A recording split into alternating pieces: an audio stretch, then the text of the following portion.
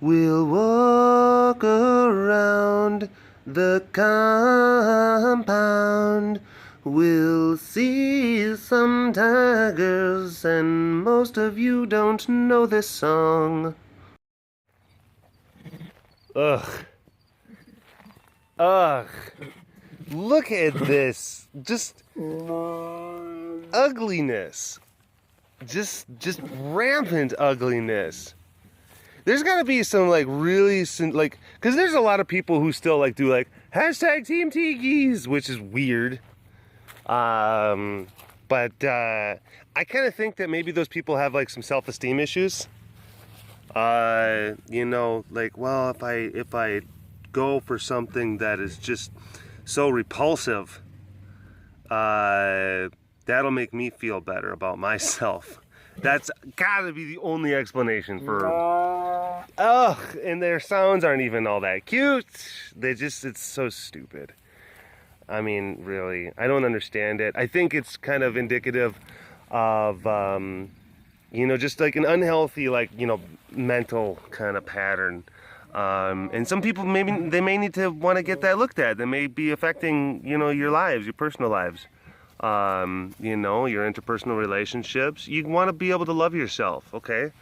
You want to love yourself. And you know, thinking that these guys are, you know, like cute or something, that's just obviously indicates some sort of negative self-esteem pattern. It just does.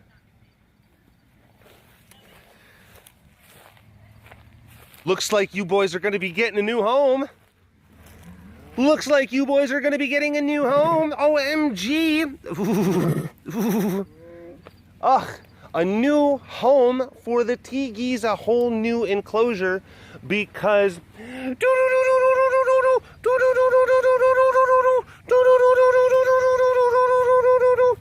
our campaign goal has been met. Well, as of right now in my recording, we're sitting at about like $79,600, but there's still a bunch of peat paintings that have to get done. There's still a couple days left on the thing. I think that we're gonna make up that difference and then some. So awesome, we made it. Oh my gosh, looks like we made it. Where you going? Where you going? Where are you going? Are you trying to back up? These girls are probably the most thoughtful as far as it comes to like filming and stuff like that. They really are. They're the most thoughtful. They're just like, we don't want to be a part of this. Oh my gosh, he's filming. Everyone's shush, shush, shush, shush. And then they literally got up over to here and they heard me like babbling and doing kind of silly stuff. And then they're like, oh no, we don't want to interrupt the webcast. And they stopped. They started backing up. And I was just like, no, it's fine. You're fine. Maybe, I don't know, you know. There's sometimes where I will ask people like, hey, can you, you know, just shut up for a second? I got to film some stuff. But then, you know, especially with webcasts, just, you know, you get the natural ambiance of the compound is fine. That's fine. So, without further ado, here's Rascal. Say hi, Rascal. Oh, good job. Good job. Good job. Hello, all of you big cat lovers out there. It's me, Derek, again, and welcome to another, oh my gosh, we made the compound campaign. I'm saying the campaign and the compound. We're going to talk about my difficulty with words in a minute, but either way, thank you and welcome to another fantastic and exciting Walk Around the Compound webcast. Oh my gosh, we finally actually got there, the words that came out of my mouth. All right, I got about 3 hours of sleep last night. Yeah, I got about 3 hours of sleep last night. Just taking care of some things and taking care of, you know, taking care of some stuff around the house and, you know, some people in the family who had some ailments and whatnot. So I was up a little bit late,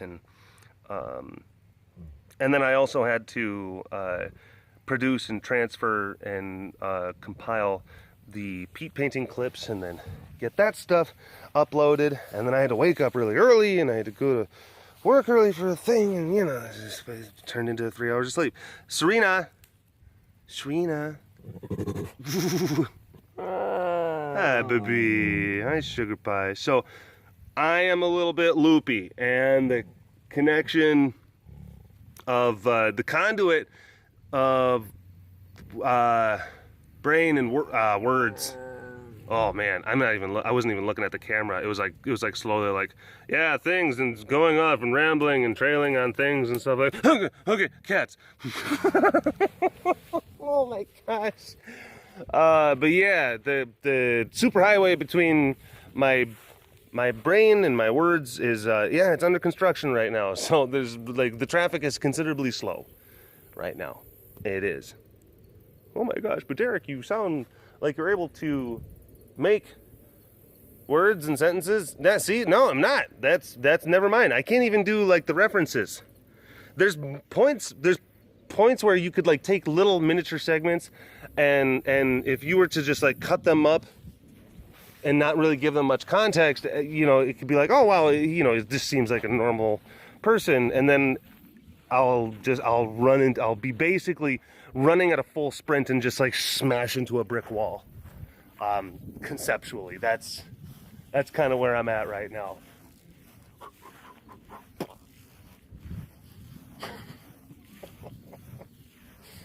Oh man. Oh, Monsieur Jean-Pierre, look at this big boy, this big old fella. Ah yes, I remember him well. The battles. Whoa. What was going on over there? Coming over to the shad. Yeah, hi, bud. Yeah. So, also, I mean, just considering the fact that my brain battery's not so good. I know I say this often. Like, I'm gonna make this a short webcast and then longest webcast ever. I realize that. Someone even made that point. I know, and I don't try to do these things. People think that I'm like intentionally like, oh, he's just trolling us. No, I'm not. It just, sometimes these things just have a way of just getting away from me. And then before you know it, I'm like, oh my gosh, it's 37 minutes. This is crazy. We're webcasting. But, you know, here's Kate, and she's grooming herself, and that's awesome. That's great. Sandpapery tongue and a yawn and teeth. Very good. Ah, see? We can make webcasts happen. We can do this. I don't need a brain to do it. It's fine. It's fine. Jeez, it's fine. But yeah, we're going to hit that campaign. We're going to hit the campaign mark. We're going to do it probably in like the next, I wouldn't even be surprised if by the time I ended filming this webcast, I'll check it, because I literally checked the Indiegogo campaign page like right before I hit record on the camera, and it was showing the $79,600. I would not be surprised in the least if we were actually past the originally set $80,000 goal by the time the webcast is done. I'll put it in the video description if that's the case. So yeah, big thanks to everyone who has supported. Had a lot of early push, like bam, like, you know, come out with an explosion, and then it you know, went to a nice steady just hum for the duration of the campaign. We had a couple of good bursts with like the peat painting perks, and then here at the very end, it's the sprint to the finish, and we just got a bunch of donations, really lightning fast. It's been just awesome. It's been just really, really cool. And yeah, we're gonna be able to get started with the construction. That's exciting. That's an exciting thing. Again, big thanks. Oh, also, there's some of you who you decided to get the perk of the postcard, And the postcard is all designed. I am actually in the process of ordering the postcards right now, and I think that you will like them when you get them. It's very much so me. I don't want to give too much away because I kind of want you to see it. It's not going to be like, wait till you see this. It's not like that, but it probably is going to be like, okay, well, didn't expect that. And I'm pleased. That's definitely the reaction I'm hoping for. Probably a couple people like, oh my gosh, I got my postcard from Derek, from BigCatDerek, oh my gosh. Oh my gosh, he touched it with his own hands.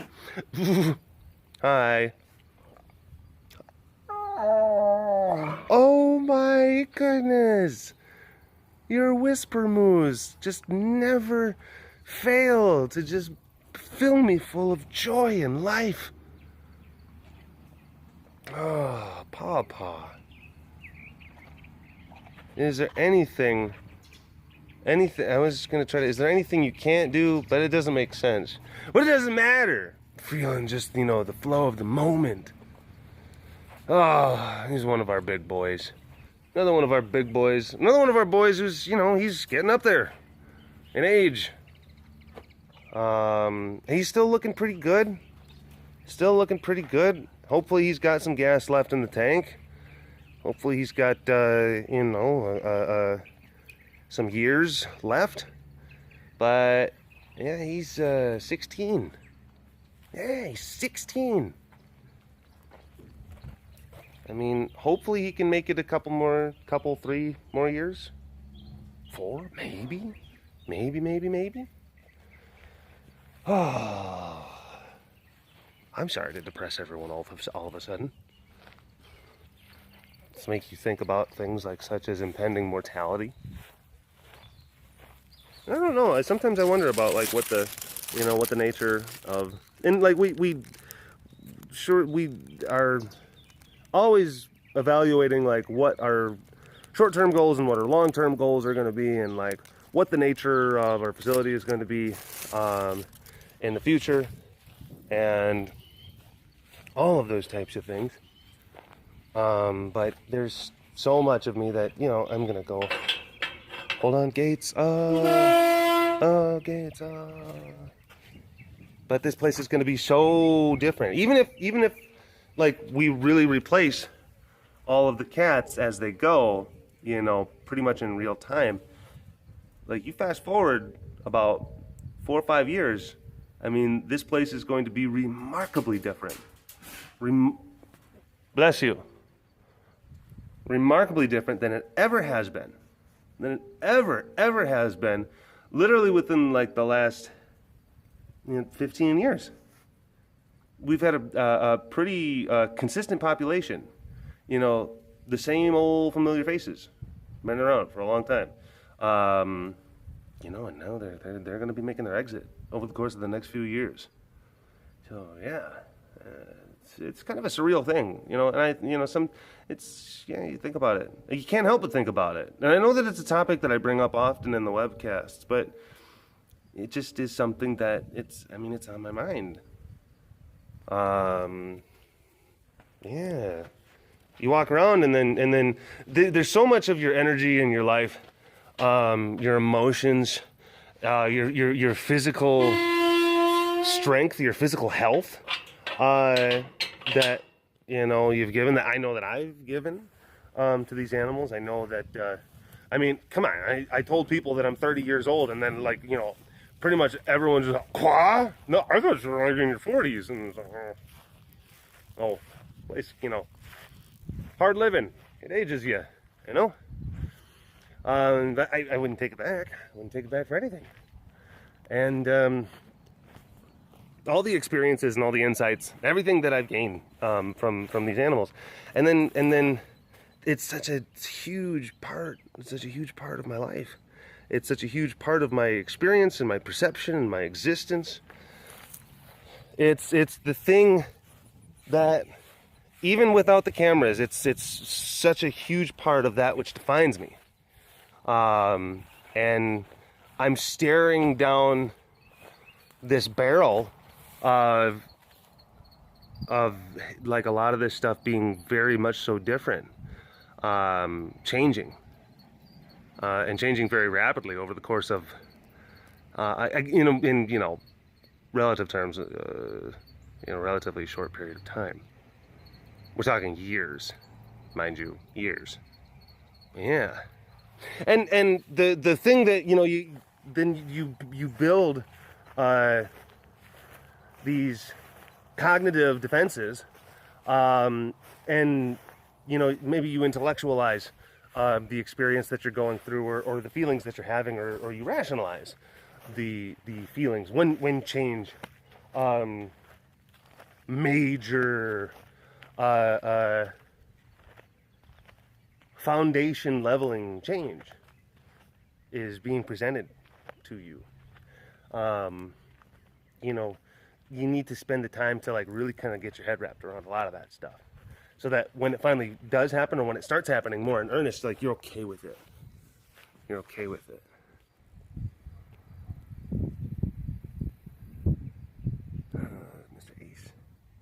Mr. Ace Man. Hopefully this phone doesn't cut out, because it is still a little bit warm. It's like 90, 91.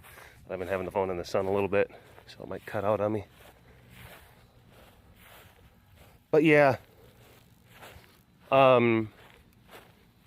it's a good thing to try to reevaluate your priorities and reevaluate, or maybe even consider the realignment of the future, of what the future may hold, and of what other types of contributions, can I have? Like, let's say that we get into the future, and let's say that we start converting a lot of the facility over to different types of animals, not particularly like lions and tigers, or stuff like that. Because I know that like other big cat places and other big cat people might disagree with me. I don't think that there are nearly as many big cats that need rescuing in the United States, at least, as there were hi baby, as there were some 20 years ago. And I'm talking just in the United States. I'm not talking about, there's definitely still, oh, Cassie, what are you doing? What are you doing? Hi, baby. There's still, there's a lot of cats like down in Mexico, and they outlawed circus animals and performing animals, stuff like that. There's big cat sanctuaries that are popping up over in different places in the Middle East, because you have a lot of these oil-rich countries, and a lot of these wealthy people, these generally wealthy young men, who they go and they get lions and tigers and stuff like that, and have them in their private menageries, and they're like, this is a bad idea. They take a couple of Instagram selfies, and then they, I don't want this lion anymore. So there are like royal big cat sanctuaries that are popping up in some of these hi baby, in some of these Middle Eastern countries. I know that there's some hi baby, some circuses that are shutting down over in Russia. So I'm not saying that there's not cats in and around the world that need to be saved, but again, when you're talking about trying to get animals into it's a lot of red tape getting animals into the country that, that may not necessarily be something that is so readily in our, I don't know, I guess it's going to be kind of difficult to see, because there's other places. We're not the only ones. And if the total supply of animals, I guess, or the total population of animals that need to be rescued or need to be saved is slowly dwindling, which I guess in a way is a good thing, but then it also makes me worry. I know that I'm segueing from topic to topic to topic and getting further away from some of the original points that I'm making. I know, Cassie, and you're the squeak, the North Star of squeaking, just keeping me on point.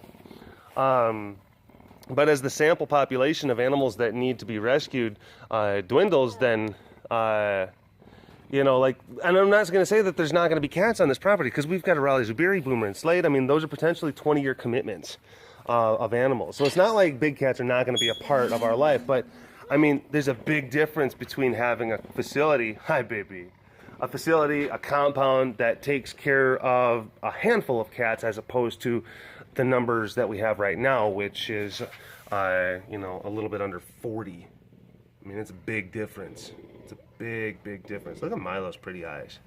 Look how pretty Milo is. Look at you, pretty boy. How pretty you are. So then we also, you know, and again, a lot of people are like, no, there's some reports that say that there's tens of thousands of big cats in the United States that need to be saved, and I really don't buy it, personally. I think that some of that stuff is kind of trumped up a little bit.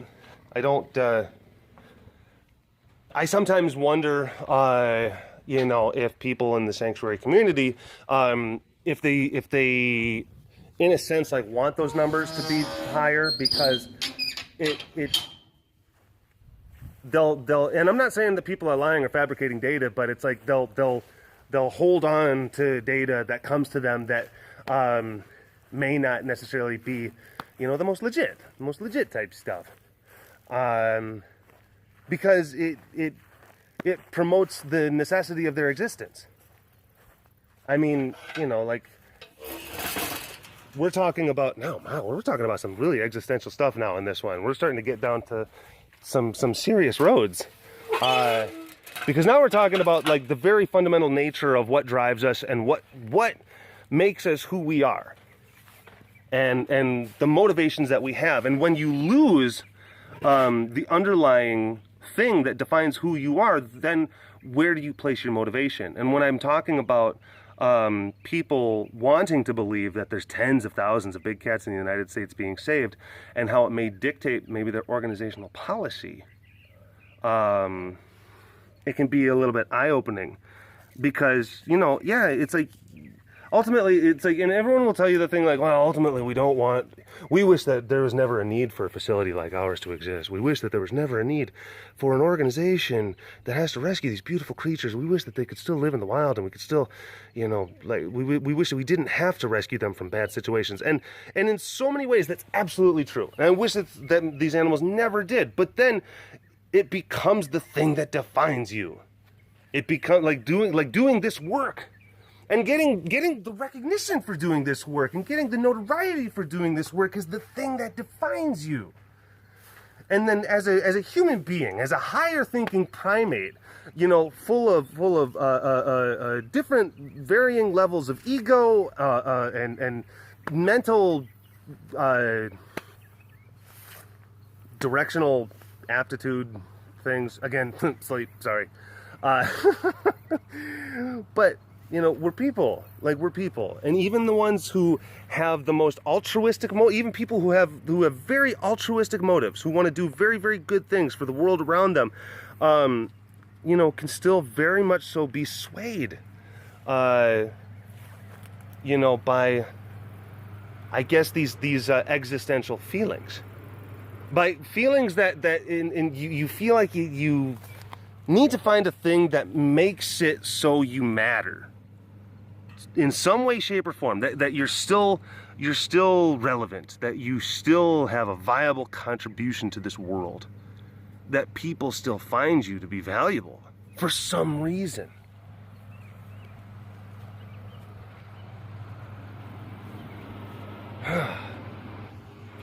Man, did not expect the webcast to go this direction. Oh man. Yeah, you know, you never know what happens when a flow just hits you.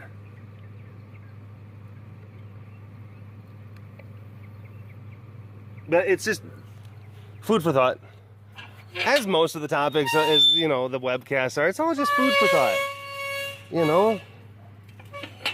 And just, you know, when you hear the things that people say, and when you hear, you know, the stuff that the decisions that they make, you know, and where it is that they're coming from. Why is it are they making those decisions?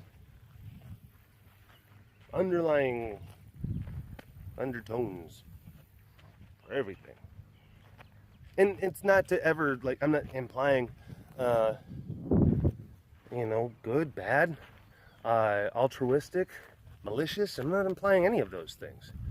I like to take a little bit more of just, like, you know, neutral, almost like a Zen, not a Zen thing, but I do like the oftentimes looking at some of these moralistic quandaries, maybe in a little bit more of like a Buddhist fashion, kind of in that sense of you know, in some regards there's no good, there's no evil, there just is. You know, it just is. And that maybe the concepts of good and evil are just perceptive constructs. I think that and I'm not saying that, yeah, that's exactly how it is, man. It's a philosophy kind of thing that I'm like, oh, that's kind of cool. I kind of like that. It's an interesting thing. I'm not going to hold on to it just absolutely, just so passionately and truly like, this is what defines me. But I remember reading about that and I thought like, oh, that's kind of neat. That's neat. Might use that to bookmark a little notch of my character. Who knows? Who knows? Or just, you know, I mean, like so much of our knowledge is just an assemblage. It's just an assemblage of just things that we've just kind of picked up over the course of our lives. There's things that slowly we just kind of goop on or chip away that come to eventually make the totality of who we are.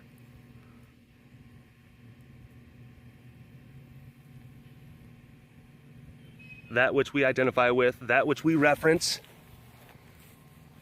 that which we hold true, that which we help us, that which we use to aid in the guidance and the direction of our lives.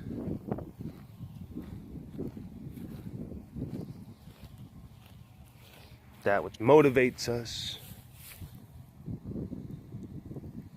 that which defines us. And as time goes on,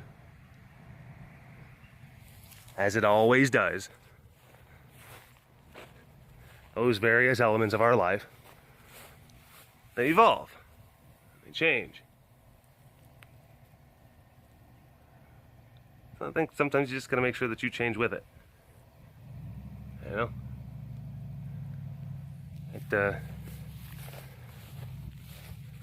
Figure out the things that you want to stick to, that you want to hold true to, you know, but don't be afraid of a little bit of fluidity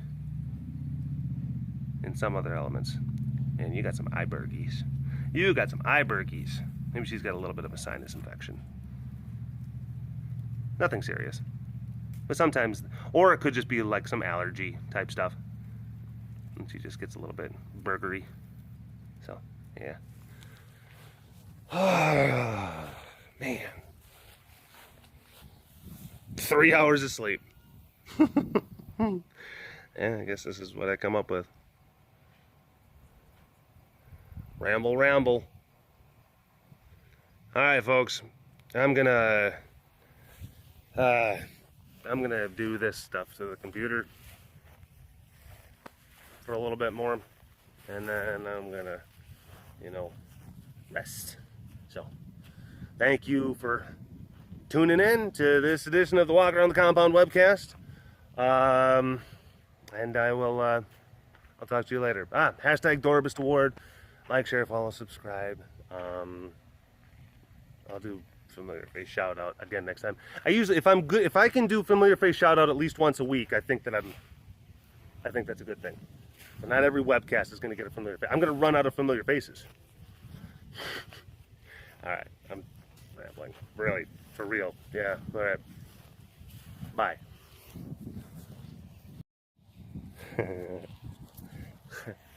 I just checked the campaign page, and yeah, we did.